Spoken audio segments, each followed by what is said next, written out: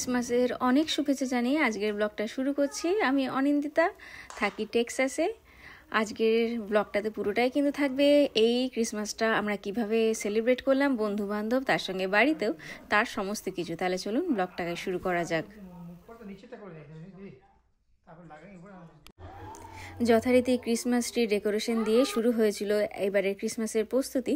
যদিও এর আগে আরও একটা গ্রিন ট্রি যেটা আমরা দোতলায় রেখেছি সেটা তো সাজানো হয়ে গেছিলো, কিন্তু এই সাদা ট্রিটাকে এবার একটু সাজাতে যেন দেরি হয়ে গেল। তো যাই হোক, বাচ্চারা কিন্তু তাদের ছুটি খুব সুন্দরভাবেই কাটাচ্ছে। এক একটা দিন ক্রিসমাসের ছুটির এক এক রকমভাবে তারা কাটাচ্ছে। আর তাদের আজকের অ্যাক্টিভিটি হচ্ছে একটা ছোট্ট জিঞ্জার ব্রেড হাউস, বলবো না কারণ এটার ফ্লেভার জিঞ্জার ব্রেড না, সেটা ছিল অরিও কুকি দিয়ে তারা একটা ছোট্ট সুন্দর একটা ক্রিসমাস হাউস বানাচ্ছে। আর এবারে আপনাদের দেখায় ঠিক 25 তারিখে আমরা ঠিক কি করলাম। তো সকালবেলায় ঘুম থেকে উঠেই কিন্তু রণ প্রথমেই ছুটে চলে এসছে একদম ক্রিসমাস ট্রি এর তলায় গিফটের আশায়। দিয়েছে সান্টা কিছু? কিচ্ছু দেয়নি? তাহলে এগুলো কি?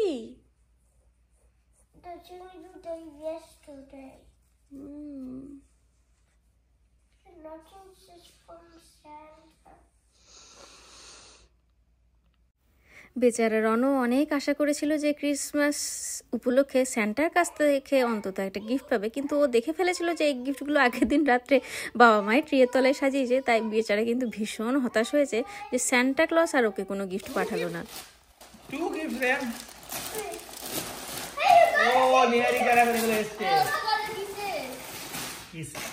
রনো পরিষ্কারের কাজটা ভালো করছে। এটা কি মিল্ক টি? হ্যাঁ, বোবা। বাচ্চারা তো নিজেদের গিফট পেয়ে খুশি, আর তার সঙ্গে কিন্তু বাচ্চার মা বাবা গিফট পেয়ে খুশি। আর আমি কি গিফট পেলাম সেটা একটু পরে আপনাদের দেখাচ্ছি। তো যাই হোক, ক্রিসমাস মানেই কিন্তু খাওয়া দাওয়া বলতে প্রথমেই যেটা মাথায় আসে সেটা হচ্ছে একটা সুন্দর দেখে ফ্রুট কেক বা প্লাম কেক। তাই আমি যথারীতি বসে পড়েছি। আর বাড়িতে যত রকমের ড্রাই ফ্রুটস ছিল আমার কাছে, অ্যালমন্ড, তার সঙ্গে কাজু, কিছুটা শুকনো ম্যাঙ্গো ছিল, ক্র্যানবেরি, কিশমিশ, সমস্ত কিছু নিয়ে এখন কিন্তু তার সঙ্গে ওয়ালনাটটা বলতে ভুলে গেলাম, সমস্তগুলো নিয়ে এখন আমি বাড়িতে একটা অরেঞ্জ জুস তৈরি করলাম। কারণ বাড়িতে রেডিমেড অরেঞ্জ জুস ছিল না, বাড়িতে যে কমলা লেবু ছিল সেটা থেকে একটু অরেঞ্জ জুস তৈরি করে সমস্ত ড্রাই ফ্রুটসগুলোকে কিন্তু এখন একদম সকাল সকাল আমি ভিজিয়ে রেখে দিচ্ছি, কারণ এটা এখন 3-4 ঘন্টা সোক করতে টাইম লাগবে। আর আজকে এই কেকটা বানানোর আরেকটা কারণ হলো, কারণ আগেই ব্লগের শুরুতে বলেছি যে আজকে কিন্তু বাড়িতে বন্ধু বান্ধবরা আসছে, মানে সবাই মিলে আজকে একটা বেশ সুন্দর আমরা ক্রিসমাস পার্টি বলুন বা পটলাক পার্টি বলুন সেটা করতে যাচ্ছি। তো তার জন্য স্পেশালি আমার যেটা অবদান থাকবে সেটা হচ্ছে ক্রিসমাস কেকটা আমি বানাচ্ছি। তো ব্রাউন সুগার 1 কাপ মতন নিয়ে তাতে পুরো 3 টেবিল চামচ মতন একটু জল দিয়ে এখন গ্যাসে শুধুমাত্র চিনিটাকে একটু গলিয়ে নিচ্ছি। আর এরপরে গলিয়ে নেওয়ার পরে এটাকে একদম সিম্পলি একটু ফুটতে দেবো। একটু ফুটে উঠলেই কিন্তু এটাকে রেখে দিয়ে খানিকটা ঠান্ডা হতে দেবো। আর যথারীতি আরও খানিকটা চমক বললাম আছে, সেটা হচ্ছে এই আমার ক্রিসমাস গিফট রিনি আমাকে দিয়েছে একটা খুব সুন্দর দেখে সিলিকনের মোল্ড, যেটাতে পুরোটাই দেখতে পাচ্ছেন ক্রিসমাস থিমেরই কিছু জিনিসপত্র রয়েছে। তো রেডিমেড কিছু এই মেল্টেবলস চকলেটগুলো কিনে এনেছি, এগুলো খুবই সিম্পল করা। এই মেল্টেবলস চকলেটগুলোকে শুধুমাত্র মাইক্রো ওভেনে ওই 30 সেকেন্ড মতন গরম করে এই মেল্টেড এই চকলেটটাকে এবারে আমি সিলিকন মোল্ডটাতে দিয়ে দিচ্ছি। তারপরে খুব ভালো করে এটাকে একদম ফিল আপ করে কোনো রকম যাতে এতে বাবলস না থাকে, কারণ চকলেটগুলো শুকিয়ে যাওয়ার পরে যদি এতে বাবলস থাকে তাতে কিন্তু ছোট ছোট বেশ হোল হয়ে যায়। তো সেই কারণে খুব ভালো করে চকলেটগুলোকে একদম কর্নার পর্যন্ত ফিল আপ করে তারপরে একটু ট্যাপ করব। আর তার সঙ্গে আবার ট্যাপ করার সাথে সাথে একটু আমি টুথপিক দিয়েও নাড়িয়ে নেব যাতে কোনো রকম এয়ার বাবল এর মধ্যে না ঢুকে থাকে। আর তারপরে এটাকে একদম রেফ্রিজারেটরে ঢুকিয়ে দেবো সেট করার জন্য। আর এরপরে আপনাদের দেখাচ্ছি চকলেটগুলো ঠিক কীরকম দেখতে হলো। Up to you.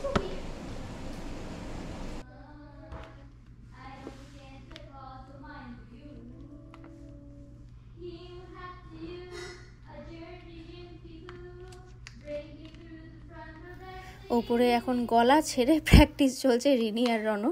আজকে ক্রিসমাসের নাইটে ওরা কিছু একটা পারফর্ম করবে, কোনো একটা গান। আর এই যে দেখুন চকলেটগুলো কি সুন্দর একবার সেট হয়ে গেছে, আর প্রত্যেকটা একদম সুন্দরভাবে, কোনো রকম কোনো কিছু ডিসফরমেশন হয়নি, কোনো রকম কোনো হোলও হয়নি, একদম খুব সুন্দরভাবে কিন্তু তৈরি হয়ে গেছে। এটার উপরে শুধুমাত্র অল্প একটু স্প্রিংকলার দিয়ে ভাবছি ডেকোরেট করে দেবো। আর এটাও কিন্তু বাচ্চাদের জন্য খুব সুন্দর একটা, বলতে পারেন উপহারই হবে, ক্রিসমাস রিলেটেড কিছু চকলেট।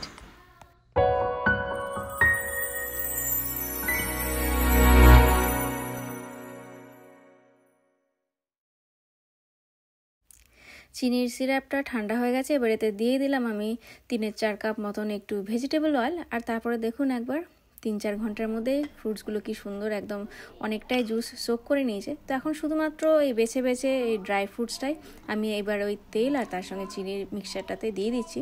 অরেঞ্জ জুসটা কিন্তু এখন একদম দিচ্ছি না, পরে প্রয়োজন মতন যখন এতে আমি শুকনো যে উপাদানগুলো আছে সেগুলো মেশানোর পরে যদি দেখে খুব টাইট হয়ে যাচ্ছে তখন মাত্র একটু অরেঞ্জ জুস আমি অ্যাড করব।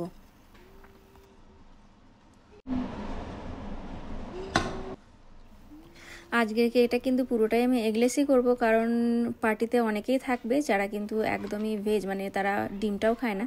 তো ফ্রুটস কেক দেখলাম অনেক কিছু খোঁজ টোজ করে যে এগলেসও কিন্তু খুব ভালোই করা যায়।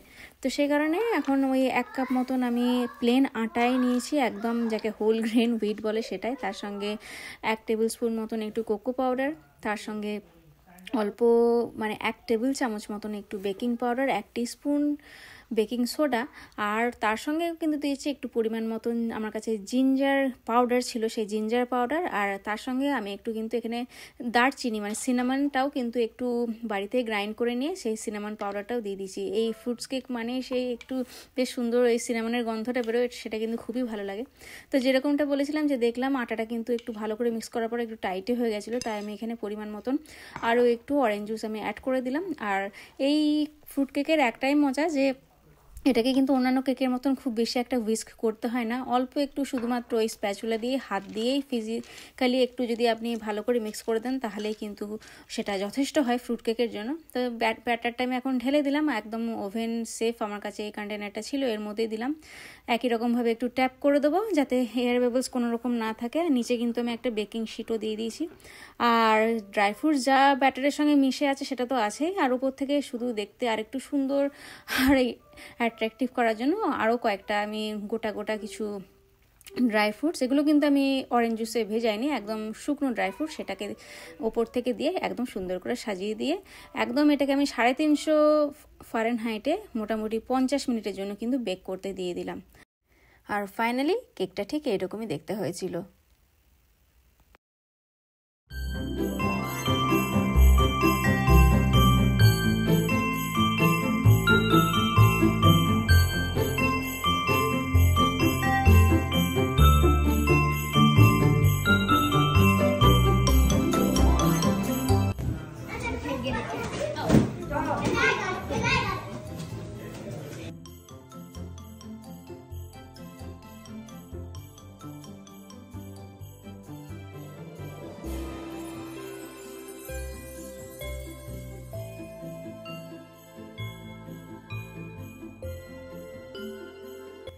উৎসবটা ক্রিসমাস হলেও সেখানে খাবার দাবার কিন্তু খানিকটা বলতে পারেন ওই আমাদের দেশি খানিকটা বিদেশি খাবার মিক্স করায়। তো বাচ্চাদের কথাটা পুরোটাই চিন্তা করেই কিন্তু আমাদের এই ব্যবস্থাটা করা হয়েছে। যেরকম দেখতে পারলেন ফুচকা তো একদম ইউনিভার্সাল পছন্দের জিনিসপত্র, তার সঙ্গে চকলেট, ফ্রুটস, আর তার সঙ্গে আবার সিঙ্গারা, পকোড়া সবই কিন্তু ছিল। প্রথম দফায় খানিকটা স্ন্যাক্স খেয়ে কিন্তু এবার সবাই মিলে আমরা চললাম ওপরে। সেখানে গিয়ে বাচ্চাদের নানান রকম খেলা, তার সঙ্গে কিন্তু বাচ্চাদের নানান রকম পারফরমেন্সও ছিল। এবার শুধুমাত্র আপনারা দেখতে থাকুন, আমি একদম খানিকক্ষণের জন্য একটু চুপ হয়ে গেলাম।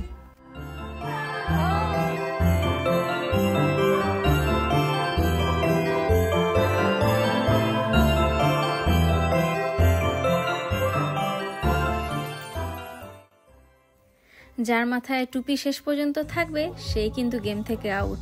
সেই গেমেরই কিন্তু এটা একদম ফাইনাল স্টেজই চলছে, 2 খুদে হচ্ছে একদম ফাইনালিস্ট।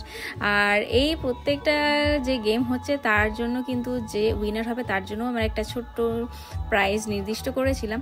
প্রত্যেক উইনার কিন্তু একটা করে গিফট পেয়েছিল।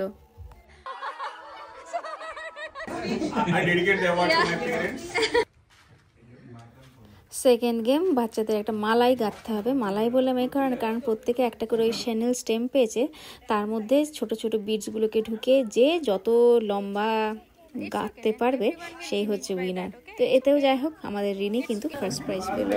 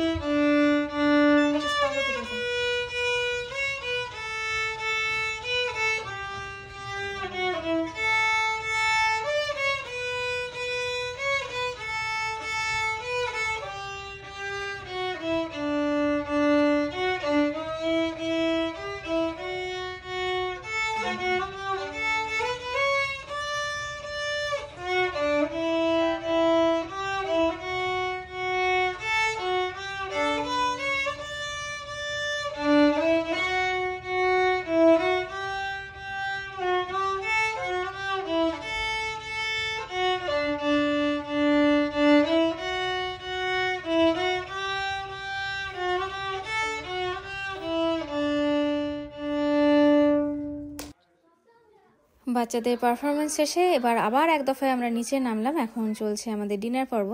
তো ডিনারের প্রথমে যেটা দেখালাম সিঙ্গারা, তার সঙ্গে এটা হচ্ছে অনিয়ন পাকোড়া ছিল, তার সঙ্গে ভেজ বিরিয়ানি, আর তার সঙ্গে খুব সুন্দর একটা কাজু ক্যাশিউ কারি ছিল, আর একদম গোটা গোটা কাজু তাতে রয়েছে। আর তার সঙ্গে তো আমাদের চিকেন বিরিয়ানি আর চিকেন বাটার মশলা, নান সবই ছিল।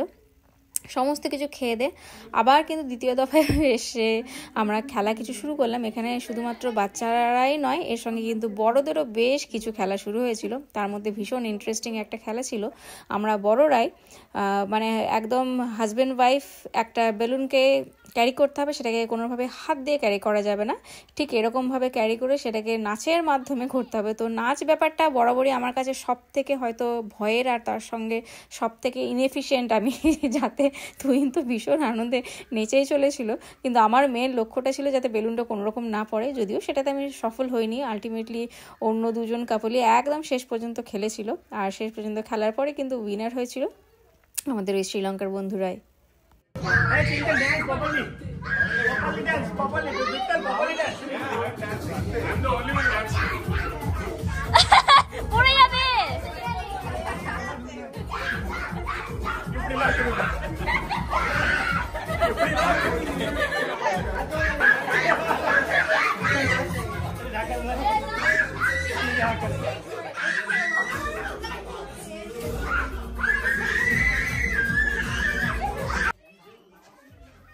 লাস্ট 5 মিনিট ধরে বেলুন আর পড়ে না, কারণ সবাই প্রাইজের লোভে নাচ বলতে হাত আর পাটাকে শুধুমাত্র নাড়াচ্ছে, তাতে কি আর বেলুন পড়ে? তাই শেষ পর্যন্ত নিয়মটাকে একটু পাল্টে দেওয়া হলো। এবার আর সামনের দিকে নয়, পিঠে দুজনকেই ওই বেলুনটাকে আটকে রাখতে হবে। তো যাই হোক, অনেকক্ষণ ধরে অবশেষে গেমটা চলার পরে তারপরে কিন্তু শেষ হলো গেমটা অ্যাটলিস্ট। আর এই যে সব থেকে বেস্ট কাপল যারা এখনও নিজে চলেছে, এরাই কিন্তু ফার্স্ট হয়েছিল। Bowl set. 2 bowl set.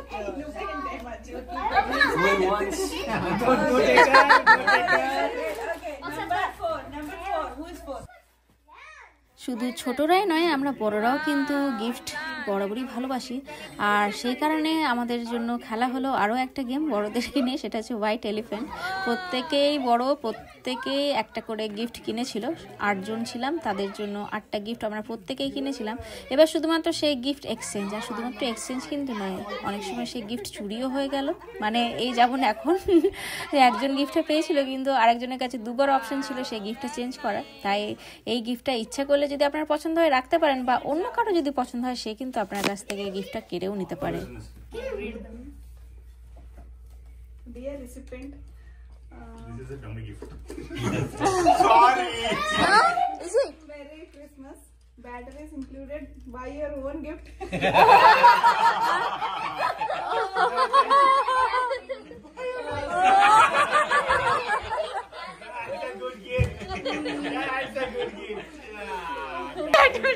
Video. Everyone is running. বাজে এখন রাত 1টা, আর আমাদেরকে এমন একটা গেমের নেশায় ধরেছে ছোট থেকে বড় সবাইকে, যে আমরা এই রাত 1টাকে উপেক্ষা করে আবার সেকেন্ড দফায় চললাম খেলার জন্য।